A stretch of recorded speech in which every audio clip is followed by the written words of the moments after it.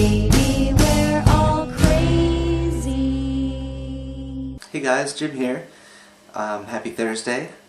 So this week is 90s week. We're supposed to talk about what some of our fondest memories from the 90s were.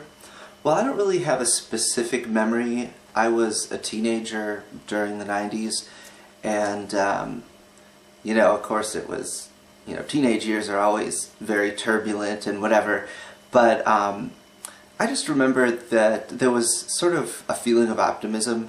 Like, I remember the economy was really picking up, and the internet was like brand new and very exciting, and everybody was able to download music for free on Napster, and I don't know, it just seemed like a really exciting time, and like there were going to be more really exciting times on the way.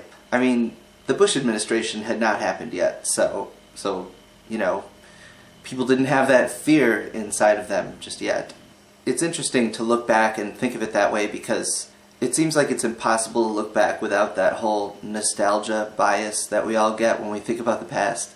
But I do remember driving down the street in my old Oldsmobile, 1984 Oldsmobile, and seeing that just about everybody else on the road had bright, shiny new cars, and I was thinking, like, wow, you know, the economy must be doing really well if everybody could afford new cars, except for me because I was a teenager.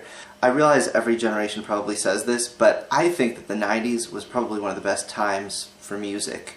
It was the grunge era, alternative, we had Nirvana, Alice in Chains, so many others. I remember, well, actually just a couple weeks ago when I was road tripping with my pal Jason, he had satellite radio in his car, and so we put on this 90s station, just played nothing but alternative from the 90s, and it was just so great. I was like, they don't make music like this anymore. It was awesome. I guess if I could go back into the 90s and change anything, I would probably go back to my high school years, the late 90s, and try to be a little bit more assertive and self-confident, because really I lacked a lot of confidence back then.